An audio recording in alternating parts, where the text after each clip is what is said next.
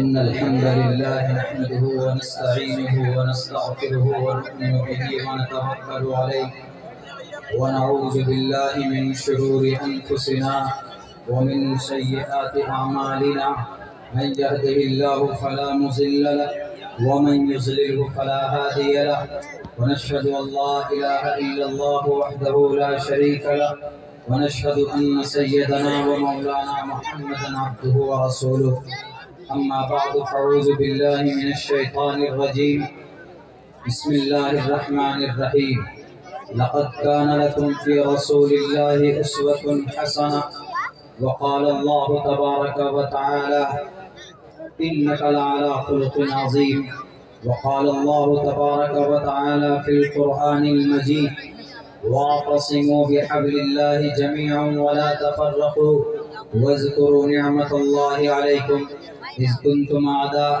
فألف بين قلوبكم فأصبحتم بنعمته إخوانا وقال النبي صلى الله عليه وسلم المسلم من سلم المسلمون من لسانه ويده وقال النبي صلى الله عليه وسلم كلكم راع وكلكم مسؤول عن رعيته أو كما قال النبي عليه الصلاة والسلام. Praise be to Allah, peace and blessings on the Prophet of Allah subhanahu wa ta'ala, his descendants and all his companions. All praise and thanks are Allah's, the Lord of the Alameen, mankind, jinn and all that exist. You honor only the ruling judge, the day of recompense, which means the day of resurrection.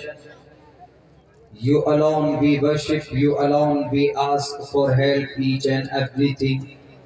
Guide us to the right path, to the straight way.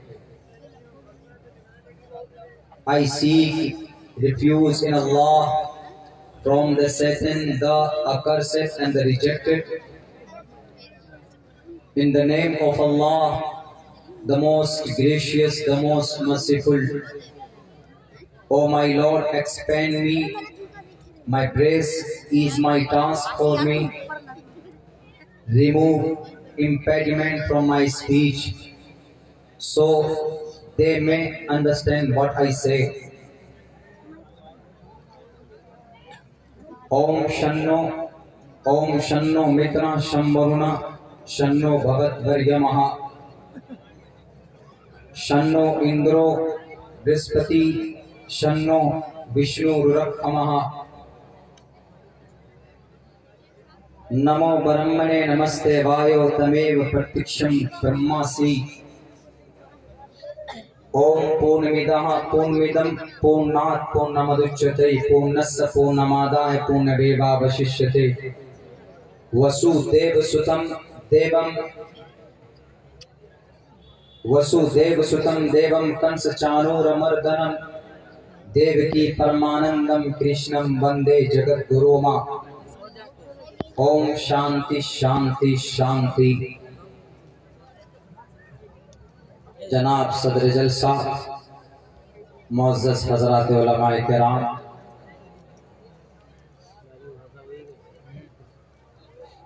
دور دراز سے تشریف فرما حضرات سامعین کرام اور قریب کے پنڈال میں ہماری سماج کی ماں اور بہنوں اور پیارے بچوں، ابھی تک حضرت حسان رضی اللہ تعالی عنہ کی سنت پر عمل ہو رہا تھا. اب یہاں سے انشاءاللہ اگلے 1 گھنٹے تک جعفر طیار رضی اللہ تعالی عنہ کی سنت پر عمل کرنے کی کوشش کی جائے گی. حضرات،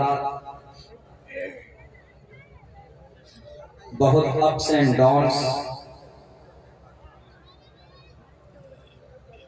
حالات کا مقابلہ کرتے ہوئے یہ پروگرام اس بستی کی کمیٹی کے مخلص حضرات پوری محنت اور قد و کاوش کے ساتھ یہاں تک اس پروگرام کو پہنچایا ہے۔ میں قوی امید کرتا ہوں کہ انشاءاللہ to the end of this program you tried your level best to make the success of this program۔ اس پروگرام کو کامیاب کرنے میں ہم لوگ کوشش کریں گے اور آخر تک انشاءاللہ یہ پروگرام سکسیس ہوگا۔ عنوان بہت اچھا ہے، سیرت النبی۔ اس سے بہتر اور اچھا ٹاپک اور عنوان تقریر کے میدان میں، کانفرنس، سیمینار کی مجلسوں میں اس سے بہتر لٹریچر کوئی ہو ہی نہیں سکتا۔ اس مہینے سے میل کھاتا ہے، ربیع الاول کا مہینہ ہے۔ اسی مہینے کی بے اختلاف روایت 9، 10، 12 پیر کے دن آپ علیہ السلام 22 اپریل 571 عیسوی کو اس دھرتی پر آپ تشریف لائے۔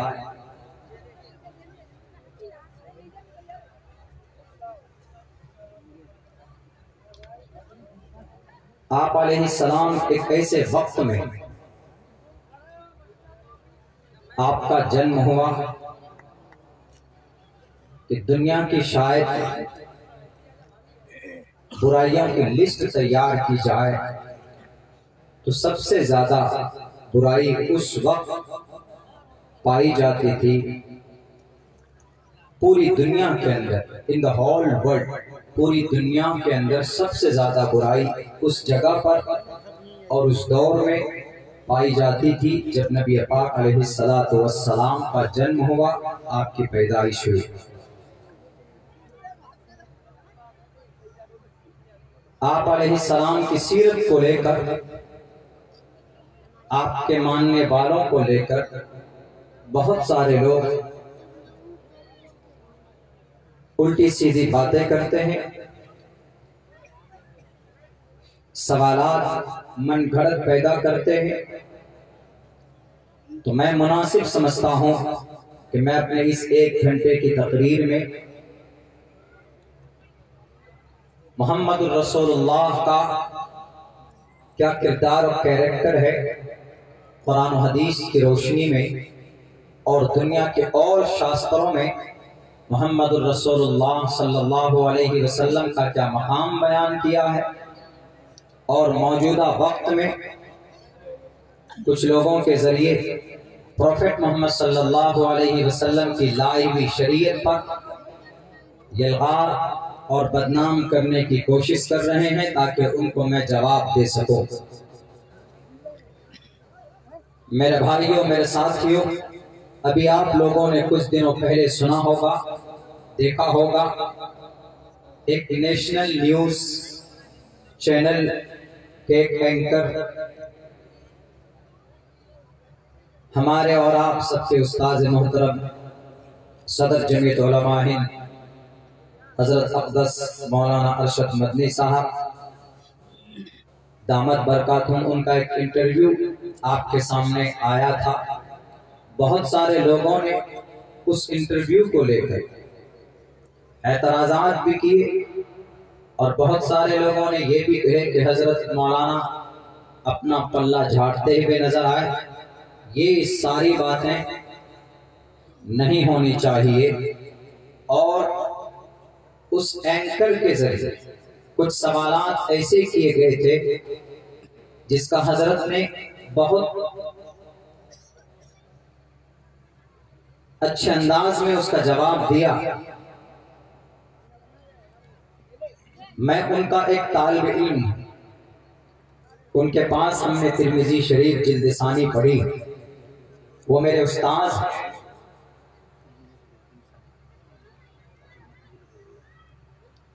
ان کی جوتیوں میں، اپنے اکابر کی جوتیوں میں بیٹھ کر ہم نے بولنا کچھ سیکھا ہے۔ اس نے بہت سارے ایسے غیر مناسب سوالات کیے جو صرف بھرم پھیلاتے ہیں. میں انشاءاللہ آپ لوگوں کے سامنے اس کو کلیئر اوپن کر کے رکھنے کی کوشش کروں گا. اس سے پہلے چونکہ اس کا سوال اور اس کے جو کوشچنز ہوئے وہ شریعت کو لے کر، اسلام کو لے کر کے ہوئے، اللہ کو لے کر کے ہوا، محمد الرسول اللہ کی ذات اقدس کو لے کر پیدا ہوا. تو ہم چاہتے ہیں کہ پہلے محمد الرسول اللہ کی سیرت کے اوپر کچھ بات آ جائے. اور we should and all Muslims should to know about the Prophet محمد صلی اللہ علیہ وسلم. ہمیں معلوم ہونا چاہیے کہ ہماری شریعت اور محمد الرسول اللہ کون ہے، ہماری شریعت کیا ہے. آپ نے دیکھا ہوگا بہت ساری ایسی خبریں چلائی جاتی ہے کہ شریعہ قانون اسلامک کنٹریز، اسلامک حکومت، امپیرر، کیا ضرورت ہے اس کو لانے کی، شریعہ قانون تھوپنے کی کیا ضرورت ہے. And I must to say that میں یہ کہنا چاہوں گا کہ they don't know completely، انہیں معلوم ہی نہیں ہے کہ شریعہ قانون بولتے کس کو، کہتے کس کو. میرے بھائیوں، محمد رسول اللہ کا جنم ہوا، آپ آئے، بہت مضبوط ترین، بہت اونچے خاندان میں آپ کا جنم ہوا. 25 سال کی عمر میں آپ کے ابا محترم کا انتقال ہو جاتا. آج سے تقریباً 1490 سال پہلے آپ آئے اس دنیا میں، اور اللہ تبارک و تعالیٰ نے انسانوں کی کامیابی، اللہ تبارک و تعالیٰ نے انسانوں کو چلنے کا مارگ کا صحیح سیدھا راستہ اگر کسی کی زندگی کے اندر اگر بتایا ہے تو پروفیٹ محمد صلی اللہ علیہ وسلم کی زندگی میں. اس لیے کہ جے پرکاش نارائن نے بھی یہ بات کہی کہ بہت بڑا تھنکر آف دا ریلیجیس، وہ ایک بہت بڑا دھرم کے اوپر ریسرچ کرنے والا، وہ یہی کہتا کہ اگر آج بھی مسلمان اپنے اس شریعت اور قرآن اور محمد کی زندگی کی طرف لوٹ آئے تو آج بھی پوری دنیا کا مذہب اسلام ہو سکتا ہے. هو الذي ارسل رسوله بالهدى ودين الحق ليظهره على الدين كله وكفى بالله شهيدا. وہ تو بہت دور کی بات ہے. آج ہم خود ایک مسلمان دوسرے مسلمان کو گرانے کے چکر میں لگے ہیں. یہ میں دلیل کی روشنی میں اس لیے کہہ رہا ہوں چونکہ اب سے ایک دن پہلے ہمارا پروگرام گودھرا گجرات اسٹیٹ کے اندر ہوا. اس شہر میں پروگرام ہوا جہاں پر 27 فروری سن 2002 کو جہاں 2 ٹرین کے ڈبے میں آگ لگائی جاتی ہے ایک سازش کے تحت، اور 59 کار سیوکوں کو جلا کر مار دیا جاتا ہے. اسی گودھرا شہر سے پورے گجرات کے اندر سن 2002 میں ایک دنگا پھیلا تھا، ایک فساد برپا ہوا تھا. پوری دنیا میں یہ شہر مشہور ہے. وہاں پر پروگرام ہوا تو وہاں ہم نے دیکھا وہاں کی حالتیں. اللہ نے بڑی دولت سے نوازا ہے ان لوگوں. اللہ تبارک وہاں کی ایک مسجد 27 کروڑ کی بنی ہوئی. 13 کروڑ کی مسجد میں میں نے خود پچھلے جمعہ میں نے وہاں پہ پڑھایا. جمعے کے بعد تقریباً پون گھنٹے بات چیت ہوئی، خطاب ہوا. اتنی اسٹرانگ اکنامک، تجارت کا اعتبار، معاشی اعتبار سے اسٹرانگ ہے. اس کے باوجود اس کے باوجود the all Muslims of this city and right now they become helpless. اس وقت وہ بہت زیادہ بزدل اور کمزور بنے بیٹھے ہیں.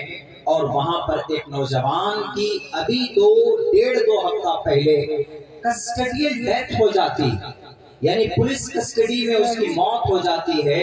3 دن تک اس کو تھانے میں رکھا جاتا ہے. اس کو اتنا مارا گیا اس کی وہیں پر موت ہو گئی. جرم اس کا کیا؟ اس کا جرم اتنا تھا کہ وہ کہیں سے بیف لے کر آ رہا تھا، حالانکہ بیف نہیں، بیف کا مطلب گائے کا گوشت۔ گائے کے گوشت کی شکایت پہنچی، کسی مسلم نے اس کی جاسوسی کی، حالانکہ وہ چیز اس کے پاس نہیں تھی۔ پولیس پکڑ کر لے کر گئی۔ یہ جاسوسی کرنے والے، یہ تجسس کرنے والے کوئی اور نہیں، اپنے ہی لوگ تھے۔ اور ایک بات یاد رکھیے، جس قوم میں یہ بیماری ہوتی ہے وہ قوم تباہ ہو جاتی، خود وہ انسان تباہ ہوتا ہے۔ میر جعفر میر صادق کی تاریخ اٹھا کر دیکھ لیجئے، جب 1757 میں 1759 میں نواب سراج الدولہ کے ساتھ غداری کی اس کے سپہ سالار نے، تو اس کو کرسی تو مل گئی، لیکن 2.5-3 سال کے بھیتر کتے کی موت مرا وہ۔ اس کے بعد تاریخ اٹھا کر دیکھ لیجئے، ٹیپو سلطان کے سپہ سالار، ان دونوں بندوں کی، میر صادق اور میر جعفر کی، دونوں نے غداری کی، تجسس کیا، اور دونوں زمین میں ملا دیے گئے۔ ان کی راجنیتی زیادہ دن تک نہیں چل پائی۔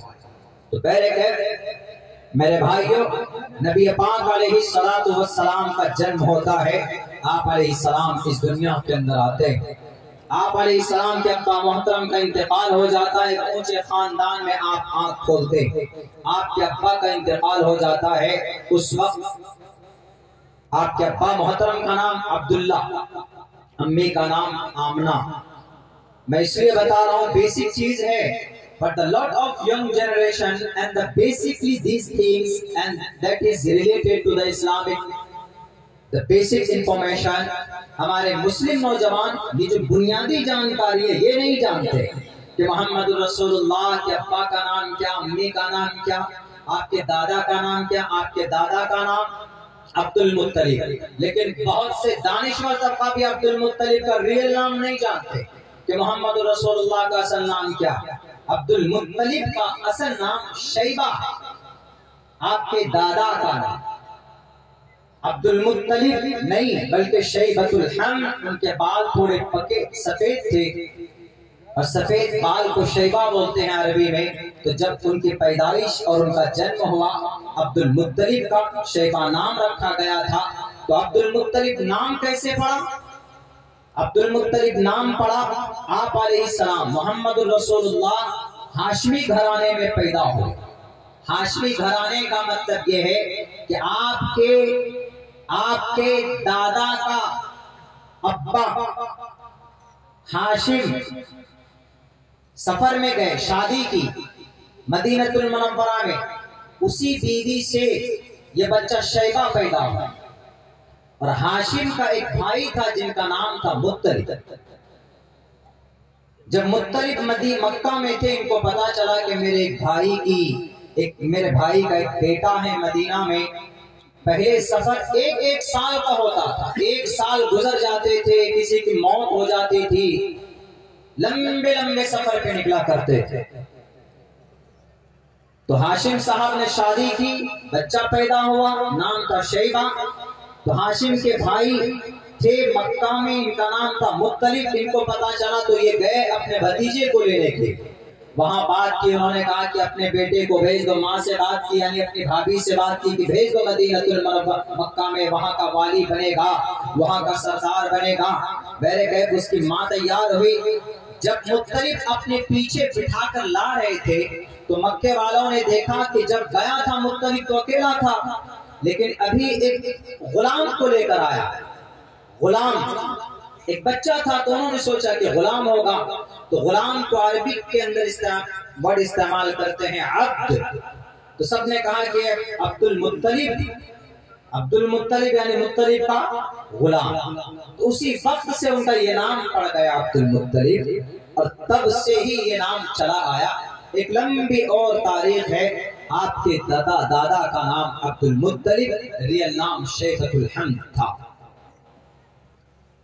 آپ کے دادا کے انتقال کے بعد اونچے گھرانے میں پیدا ہوئے، اونچے حسب نسب میں، بنی اسرائیل میں تو بہت سارے، بنی اسرائیل کے آخری نبی حضرت عیسیٰ علیہ السلام، اس کے بعد بنی اسماعیل میں تنہا ایک نبی محمد رسول اللہ صلی اللہ علیہ وسلم پیدا ہوئے، اور آپ کے دادا کے انتقال کے بعد آپ اپنے چاچا کی کفالت میں آئے، خواجہ ابو طالب کی نگرانی میں۔ خواجہ ابو طالب کے پاس رہتے تھے، کام کرتے تھے، اور کبھی کبھی اس وقت ایک جنگ ہوئی تھی، جنگ فجار۔ آپ علیہ السلام تیر اپنے چاچا کو پکڑاتے تھے۔ اتنے امانت دار تھے اور اتنے صادق اور سچے تھے کہ لوگوں نے صادق الامین کہنا شروع کیا۔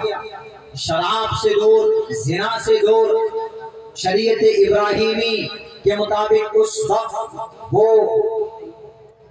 مکہ المکرمہ کے تقریباً خصوصاً قبیلہ قریش کے لوگ عمل کرتے تھے۔ آپ علیہ السلام کا کوئی غلط قدم نہیں اٹھا تھا نبوت سے پہلے۔ 25 سال کی آپ کی عمر ہوئی، آپ علیہ السلام خدیجۃ الکبریٰ نے دیکھا کہ ان کا نام بہت فیمس ہے، بڑے امانت دار ہیں۔ کہا کہ محمد تم ہماری دولت لے کر جاؤ، مال لے کر جاؤ فروخت کرنے کے لیے ملک شام، اور جو بھی اس میں منافع ہے، جو بھی ہوگا اس میں انکم ہوگا، اس سے آپ کو بھی ہم دیں گے، 2 گنا دیں گے، اوروں سے زیادہ دیں گے۔ خدیجۃ الکبریٰ دنیا کی ٹاپ موسٹ انٹیلیجنٹ عورت تھی، یعنی بہت زیادہ عقل مند عورتوں میں ان کا شمار ہوتا۔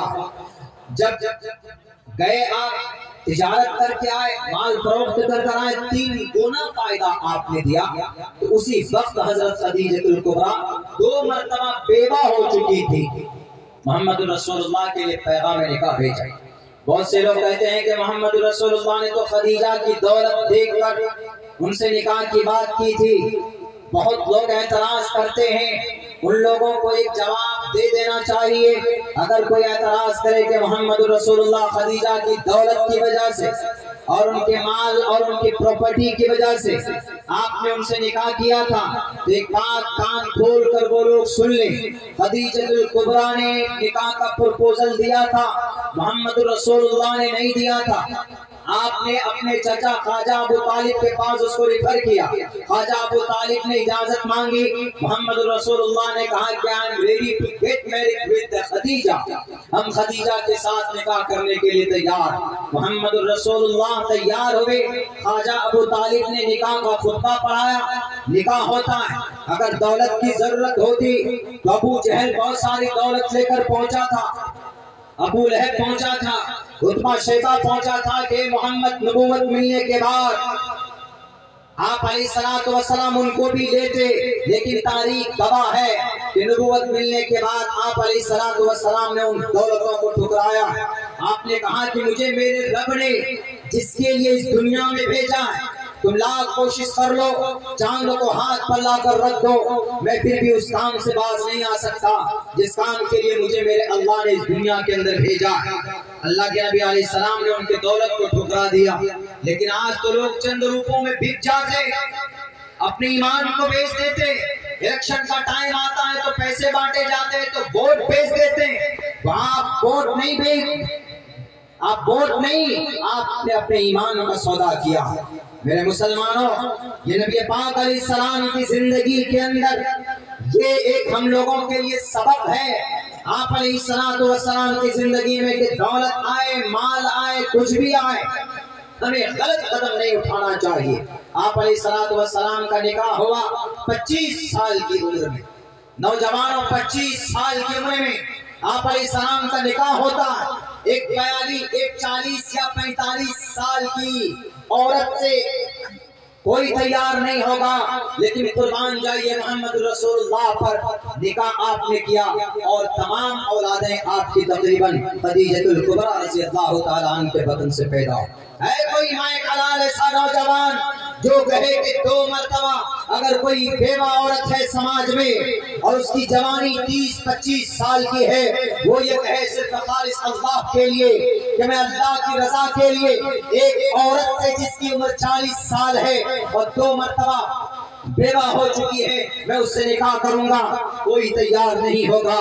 لیکن آپ نے پوری دنیا کو دکھایا کہ لوگوں دنیا کے اندر سوشل ورک دوسروں کی مدد کے لیے ایسا بھی کیا جا سکتا ہے۔ آپ نے پوری جوانی خدیجہ الکبریٰ کے ساتھ گزار، 40 سال کا عمر ہوتا ہے، آپ کو نبوت دی جاتی، ایک ناموس پہنچتا ہے وحی لے کر، اقرأ بسم ربک الذی خلق۔ آپ علیہ السلام تنہائی میں چلے جاتے تھے غار میں، وہاں پر اللہ کی عبادت کرتے تھے، نماز پڑھتے تھے اور فکر میں لگے رہتے تھے۔ حضرت جبرائیل کی آمد ہوئی، آپ علیہ السلام ڈر گئے، گھر آئے، کانپنے لگے۔ خدیجہ الکبریٰ سے کہا کہ میں تو ختم ہو جاؤں گا، میں تباہ ہو جاؤں گا، میں کانپ رہا ہوں، بخار ہے، fever, I am suffering from very deep fever, مجھے بہت زیادہ بخار ہے۔ And tell me what will I do؟ میں کیا کروں گا؟ I'm not able to do anything. I'm not able to explain what happened with me. ہمارے ساتھ کیا ہوا میں بتا نہیں سکتا تمہیں۔ خدیجہ الکبریٰ نے کہا کہ ڈونٹ وری، گھبرائیے مت، آپ کو کچھ نہیں ہوگا، اس لیے کہ آپ کیا کرتے ہیں، آپ غریبوں کی مدد کرتے، آپ بھوکوں کو کھانا کھلاتے، ننگوں کو کپڑا پہناتے۔ جو لوگ محمد کی پوتر زندگی پر اعتراض کرتے ہیں انہیں نبی کی سیرت پڑھنا چاہیے، محمد الرسول اللہ کی پاکیزہ زندگی کو اٹھا کر دیکھنا چاہیے۔ اپنے خداؤں کو خوش کرنے کے لیے صرف الٹے سیدھے سوال نہیں کرنا چاہیے کہ محمد ایسے تھے، محمد کے ماننے والے ایسے تھے، اللہ اس کو بولتے ہیں، اللہ فلاں کو بولتے ہیں، آپ ہم کو کافر کہتے ہیں۔ تو کافر کہنا کوئی بری بات تھوڑی ہے۔ کافر مینس انکار کرنے والا، کافر مینس ناستک، کافر عربی ورڈ ہے، اس کے معنی انکار کرنے والا۔ ہم اگر کسی چیز کا انکار کرتے ہیں تو لغوی اعتبار سے ہم کو کوئی کافر کہہ سکتا ہے۔ کافر کا مطلب جو اللہ کا منکر ہو یا اللہ کو ایک مانتا اور اس کے احکامات کا منکر ہو، ان کے آخری نبی کا منکر ہو تو کافر ہے۔ وہ نیوز اینکر مولانا سے کہا کہ آپ تو ہمیں کافر کہتے، بتائیے آپ ہم کافر ہیں؟ تو حضرت نے کہا کہ جو بھی اللہ اور اس کے رسول کا انکار کرے وہ کافر ہے۔ پوری دنیا انکار کرتی ہے تو پوری دنیا کافر ہے۔ ہم تو کہیں گے کہ ارے کوئی بھی انکار کرے کافر ہے۔ میں اس کیمرے کا انکار کرتا ہوں، میں اس کیمرے کا انکار کرتا ہوں تو اس کا یہ میننگ عربی میں کہیں گا کہ عبداللہ سالم کافر، اس لیے کہ یہ انکار کر رہا ہے کہ اس کیمرے کا، اس لیے کافر ہے۔ کافر مینس انکار کرنے والا، ڈینائی کرنے والا۔ اب اگر کوئی اللہ کا منکر ہے، اب وہ بار بار حضرت کو کہہ رہے کہ اچھا ایشور میں اللہ میں کیا فرق ہے؟ حضرت نے کہا کہ بھئی ایشور اللہ ایک ہی کو بولتے ہیں۔ انہوں نے کہا کہ ایک نہیں ہے، اس لیے کہ اللہ کے پاس جانے کا ایک ہی راستہ ہے۔ ارے تو ایشور کے پاس بھی تو جانے کا ایک ہی راستہ ہے، کیا ایشور کے پاس تم نہیں جاؤ گے؟ ایشور کے پاس جانے کا کون سا راستہ ہے؟ یمراج کا، یمدود کا، ہمارے یہاں اس کو بولتے ہیں کہ اسرائیل علیہ السلام، میکائیل علیہ السلام قیامت میں سور پھونکیں گے۔ اسرائیل علیہ السلام آتے ہیں، وہ روح قبض کرتے ہیں، تب جاتا ہے بندہ اللہ کے پاس پہنچتا ہے۔ وہ کہہ رہا نہیں، ہمارا اللہ کے ایشور کے پاس جانے کا الگ الگ راستہ ہے، اس لیے ایشور الگ ہے، اور حضرت اللہ کے پاس جانے کا ایک ہی راستہ ہے، اس لیے اللہ الگ ہے۔ اس کو پتہ ہی نہیں ہے ایشور اللہ what is the difference between Allah and Ishvara? And there is no point difference between Ishvara and Allah. Allah is an Arabic word and the Ishvara is a Sanskrit word. تم بھی جاؤ گے، کون لے کر جاتا ہے؟ یمراج، یمدود، پاپستھاستے پرشانتی یم روپم بھینکرم، وہ لے کر جاتا ہے۔ ورنہ اوم کا کیا مطلب؟ ایشورا، اوم شنو مترا شنو رنا شنو بھوت وریمہا، اوم شنو برہما برہسپتی شنو وشنو رورکھمہا، نمستے برہمنی نمستے وایو پرتکشم۔ کیا مطلب ہے اس کا؟ اٹھاؤ پنڈت دیانند سرسوتی کی کتاب ستیار پرکاش میں لکھا ہے کہ یہ اوم کا مطلب ہوتا ہے ایشور. ایشور کو عربی کے اندر اللہ بولتے ہیں اور فارسی کے اندر خدا بولتے ہیں اور مسلمان اور سرل بھاشا کے اندر اس کو بھگوان بولتے ہیں. مسلمان بولتا ہے قال رسول اللہ یا قال اللہ. ہندو بھائی بولتے ہیں شری بھگوان واچا شری پرماتمنے نمہ. What is different؟ پتہ ہی نہیں. سدرشن نیوز چینل کے اس اینکر کو آ جاتے ہیں سوال کرنے کے لیے، ایک دم ناقص سوال، اعتراض کر دیتے ہیں. مولانا کو کہتے ہیں کہ آپ کے اورنگزیب نے تو یہ کیا، کیا کیا؟ مندریں توڑوایا. کتنی مندریں توڑوائی اسے معلوم ہی ہے. ایک مندر کو توڑا ہے اورنگزیب نے، لیکن اس کے ساتھ ساتھ ایک مسجد کو بھی شہید کیا. سدرشن چینل والوں، میری یہ تقریر تمہاری چینل تک پہنچے تو اس کو نوٹ کر کے چلانا، اس کو بڑھیا سے ایڈٹ کر کے چلانا. اورنگزیب بادشاہ نے ایک مندر کو اس لیے توڑا تھا کہ وہاں کے جو راجا تھے اس مسجد کے تہہ خانوں کے اندر انہوں نے سونے جواہرات ہیرے چھپا کر رکھے تھے، ٹیکس کا مال چھپا کر رکھا تھا. تو خبر ملی جاسوس کے ذریعے سے، خبری کے ذریعے سے، اورنگزیب نے اس مسجد کو توڑ کر وہاں سے قوم کی دولت کو نکالا تھا.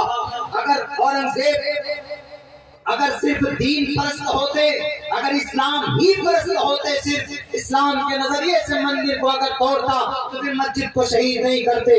لیکن مسجد کے بارے میں بھی پتا چلا کہ اس مسجد کے نیچے دولت ہے، خزانے چھپا کر رکھے ہوئے. کوئی میاں جی نے تو فوراً بلڈوزر چلوایا اور اس مسجد کو شہید کر کے نیچے سے قوم کے وہ دولت اور وہاں پر ہیرے جواہرات جو گولڈ اور سلور تھے وہ نکال کر قوم کے حوالے کیا. اگر اورنگزیب تشدد پرست ہوتا تو مسجد نہیں توڑواتا. سدرشن اینکر، سدرشن نیوز کے اینکر صاحب، سریش صاحب، یاد کیجئے آسام کی کامکھیا دیوی کی مندر میں کس کا پیسہ لگا ہے؟ اورنگزیب کا پیسہ لگا ہے. کاشی کی وشوناتھ مندر میں کس کا پیسہ لگا ہے؟ اورنگزیب کا پیسہ لگا ہے. اجین کی مہاکالیشور کی مندر میں کس کا پیسہ لگا ہے؟ اورنگزیب نے پیسہ دیا ہے. تم یہ تاریخ نہیں بتاؤ گے. صرف اورنگزیب نے ایک مندر توڑا، صرف ایک مندر توڑا لوگوں کو بیوقوف بنانے کے لیے. میں نے کہا محمد الرسول اللہ کو نبوت دی گئی، آپ آئے لوگوں کے سامنے آپ نے کیا کہا؟ پھر آپ علیہ السلام کو اللہ نے کہا کہ اٹھو یا ایھا المدثر قم فانذر. ڈونٹ وری، آپ ڈرو مت، آپ گھبراؤ مت، ہم آپ کے ساتھ ہیں. آپ وَاسْتَعْ بِنَا تُؤْمَرُ وَأَعْرِضْ عَنِ الْمُشْرِكِينَ. آپ تبلیغ کیجئے، اللہ کی وحدانیت کو بیان کیجئے اور ان مشرکین سے، ان کفار سے، ان ہپوکریٹسزم سے، آپ ان منافقت سے، ان لوگوں سے ڈریے مت. آئیے میدان میں ہم آپ کے ساتھ، ہم آپ کی مدد کریں گے. وَأَعْرِضْ عَنِ الْمُشْرِكِينَ. کسی سے آپ کو ڈرنے کی، گھبرانے کی ضرورت نہیں. محمد رسول اللہ نے کھلے عام جب تبلیغ کا کام شروع کیا، میرے بھائیو پوری دنیا جانتی، عقبہ ابن ابی معیط نے مکہ المکرمہ کے اس پورے میدان میں آپ علیہ السلام سجدے میں تھے. ایک اوجڑی لا کر آپ علیہ السلام کے سر پر ڈالا جاتا ہے، بلکہ کفار ابو جہل، ابو لہب وہاں پر ہنستے ہیں. وہ ابو لہب جو بیٹھ کر نبی کو پریشان کرنے کے لیے ایک مشورہ کرتا ہے کہ محمد کو کیسے پریشان کیا جائے، محمد کو کیسے تکلیف دی جائے. انہوں نے کہا کہ عقبہ ابن معیط کو تیار کرو. نبی پاک علیہ السلام جب سجدے میں جائیں گے تو ایک کپڑا لے کر ان کے گلے میں ڈال کر اور اس کو مل دیں گے، ایسے لپیٹ کر اس کو وہاں سے گھسیٹتے ہوئے لائیں گے. یہ کم وقت بدبخت نے یہ حرکت کی. آپ علیہ السلام تڑپ رہے تھے. اس وقت ابو بکر صدیق آ کر کہتے ہیں اتقتلون رجلا ان یقول ربی اللہ. تم ایک ایسے بندے کو پریشان کر رہے ہو، تم ایک ایسے انسان کو پریشان کر رہے ہو جو یہ کہتا ہے کہ میرا رب اللہ ہے. آج بھی وہی تاریخ اپنانے کی کوشش کی جا رہی، آج بھی وہی طریقہ کچھ لوگ اپنا رہے. مولانا کلیم الدین صدیقی صاحب جو امن کے ساتھ پیغام دیتے ہیں، اسلام کی تبلیغ کرتے ہیں، یہ لوگوں لا الہ الا اللہ محمد الرسول اللہ اس کلمے کو پڑھ لو. آخرت میں تم جنت جاؤ گے، اللہ کی ذات کا اقرار کر لو، محمد کو آخری نبی مان لو۔ لیکن مولانا کریم صدیقی کے ہاتھ میں ہتھکڑی ڈال کر انہیں جیل کے سلاخوں کے اندر ڈال دیا جاتا، اور وہ یہ کہتے ہیں کہ مولانا نے دھرم پریورتن کا ایک شریعت رچا ہے۔ دھرم پریورتن جرم نہیں ہے، اگر کوئی انسان بھارت کا اپنی مرضی سے اگر دھرم پریورتن کرتا ہے تو اس کے اوپر کوئی قانونی کارروائی نہیں کی جائے گی۔ یہ صرف قرآن نہیں کہتا، یہ بھارت کا سنویدھان کہتا۔ بھارت کے سنویدھان کا دفعہ نمبر 25 کہتا، freedom of conscience and free profession and practice and propagation of the religion۔ اگر کوئی آدمی اپنی مرضی سے اسلام کو اچھا سمجھ کر اگر اللہ کی گواہی دیتا ہے، ایک ہونے کی گواہی دیتا ہے، تو کسی منتری سنتری کو اجازت نہیں، کسی انٹیلیجنس کو اجازت نہیں، کسی UAPA قانون اس کے اوپر تھوپنے کی ضرورت نہیں ہے، بلکہ بھارت کا سنویدھان کہتا ہے کہ اگر کوئی مرضی سے اسلام کو قبول کرنا چاہے تو وہ قبول کر سکتا ہے۔ کیوں؟ اس لیے اس کی مرضی ہے۔ اور پھر بھارت کے سنویدھان کو لکھنے والا مولانا کریم صدیقی کو اریسٹ کرنے والوں ڈاکٹر بھیم راؤ امبیڈکر نے بھی، جو اس بھارت کے سنویدھان کا داتا، جو اس سنویدھان کے قانون کو لکھنے والے، انہوں نے بھی اپنے دھرم کو پریورتن کیا۔ 5 لاکھ دلتوں کو لے کر انہوں نے دوسرے دھرم کو اپنایا تھا۔ اگر دھرم کو بدلنا، دوسرے دھرم کو قبول کرنا اگر پاپ ہوتا تو سب سے پہلے ڈاکٹر بھیم راؤ امبیڈکر کے ہاتھ میں ہتھکڑی لگتے، لیکن نہیں۔ کیوں؟ اتر پردیش میں ایک چناؤ آنے والا، پھر سے کرسی حاصل کرنی کہ مولانا کلیم صاحب کو پکڑو، فوراً جیل کرو، تاکہ ہمارے ہندو بھائی خوش ہو جائے کہ دیکھو دھرمانترن کا کتنا بڑا شڑینتر ہم نے اجاگر کیا، بھانڈا ہم نے پھوڑ دیا، مولانا کو اندر کر دیا۔ کر لو اندر، تم کتنے دن تک رکھو گے؟ اگر مولانا مجرم ہوتے تو مولانا کی دعوت و تبلیغ کا یہ کام تقریباً 25-30 سال سے چل رہا ہے، اور دکھا دو، پروف کر دو۔ اگر ایک بھی ہندو بھائی کو زبردستی مولانا نے کندھے پر پیر رکھ کر یہ کہا ہو سے کہو کہ لا الہ الا اللہ محمد رسول اللہ، کہو، نہیں دکھا سکتے تم۔ کیوں؟ اس لیے کہ قرآن سے لا اکراہ فی الدین، دین میں کوئی زبردستی نہیں، معلوم نہ ہو، جانکاری نہ ہو۔ تلوے چاٹنے والوں، موجودہ وقت کے روپوں سے اور پیسوں کی ہریالی کو دیکھ کر اپنے ایمان کو بیچنے والوں، let there be no compulsion in the religion، دھرم کے اندر زور زبردستی نہیں، but the truth stands clear from the error۔ لیکن جو سچائی ہے وہ پوری دنیا کے سامنے آ جاتی، اسلام is the best religion to the world۔ مولانا کریم صاحب کو اندر کر 5 اکتوبر تک جوڈیشل کسٹڈی میں تھے مولانا، ابھی تک کچھ پروف نہیں کر پایا۔ کیوں؟ مولانا کا ساتھ، مولانا کا ہی کیا بلکہ بھارت کا سنویدھان، freedom of conscience, freedom of conscience, article 25 پڑھو جاؤ۔ آپ کو گونگا بہرا بننے کی ضرورت نہیں ہے، اب وہ زمانہ گیا۔ آپ اپنی تاریخ جانتے ہیں، نہیں جانتے شاید، میں بتا رہا ہوں آپ کو۔ نبی پاک علیہ السلام سے لے کر 30 سال تک خلافت راشدہ کا زمانہ رہا۔ خلافت راشدہ کے بعد 100 سال تک بنو امیہ رہے خلیفہ، اس کے بعد پھر تقریباً 1200 عیسوی تک عباس، خلیفہ عباس، بنو عباس خلیفہ رہے۔ اس کے بعد پھر کون خلیفہ بنے؟ سلطنت فاطمیہ وجود میں آئی۔ سلطنت فاطمیہ کے بعد سلطان صلاح الدین ایوبی آئے، ایوبی سلطنت وجود میں آئی۔ ایوبی سلطنت کے بعد اس دھرتی کے اوپر مملوک سلطنت وجود میں آئی۔ مملوک سلطنت کے بعد تیموری سلطنت وجود میں آئی۔ تیموری سلطنت کے بعد سلطنت عثمانیہ وجود میں آئی۔ 1290 سے لے کر 1924 تک سلطنت عثمانیہ، خلافت عثمانیہ قائم رہی۔ سب سے آخری خلیفہ 1924 میں ترکی کے اندر وہاں کمال الدین اتاتürk پاشا تھا۔ जो अपने कम्युनिज्म से अपने हाथ मिलाने की वजह से अपनी कुर्सी दे दी थी, और भारत के अंदर 1857 में सबसे आखिरी मुगल साम्राज्य का खात्मा हुआ बहादुर शाह जफर की सूरत में।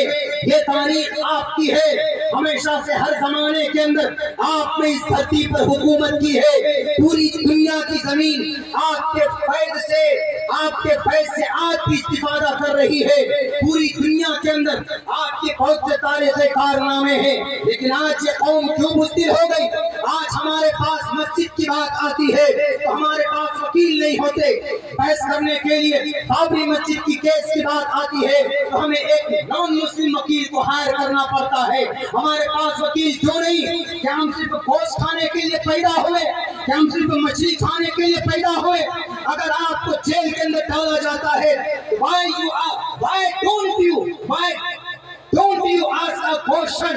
आप पूछिए, आप सवाल कीजिए कि मुझे किस धारे के अंदर, किस जुर्म के तहत हमें अंदर कर रहे हैं। आज आपको मालूम नहीं, कब्जे के अंदर आपको अंदर कर दिया जाता है, 307 लगाया जाता है, 302 लगाया जाता है, 376 लगाया जाता है। धारा 64 क्या होता है? 302 होता है मर्डर के लिए, 376 होता है रेप के लिए, 307 होता है अटेम्प्ट टू मर्डर के लिए। ये हम नहीं जानते, हमारे पढ़ा लिखा तबका नहीं जानता। अगर सिर्फ आप कहोगे कि कुरान पर कामयाबी है, हदीस पर कामयाबी है, तो कोई शक नहीं है। लेकिन जिस मुल्क में आप रहते हो, उस मुल्क के कानून और उस मुल्क के लॉ एंड ऑर्डर को जानना आपके लिए जरूरी है। नहीं तो मौलाना करीम साहब उमर गौतम के तरह अंदर ऐसे ही डालते रहेंगे ये लोग। मेरे भाइयों, मेरे साथियों, मैं सिर्फ आपके अंदर जो छुपी हुई ताकत है वो बाहर लाने की कोशिश करता हूँ। हम क्यों नहीं जानते? हम भारत की हिस्ट्री नहीं जानते, हम भारत के संविधान नहीं जानते। मौलाना करीम साहब अंदर अभी हुआ यहाँ पर हत्या, गाड़ी चलाकर पीस दिए गए, 5 दिन तक उनकी रेस्टिंग नहीं होती। क्यों? संविधान कहता है इक्वालिटी बिफोर लॉ, आर्टिकल 14 कहता सबके सब बराबर। मंत्री का बेटा हो कि टोपी है, टोपी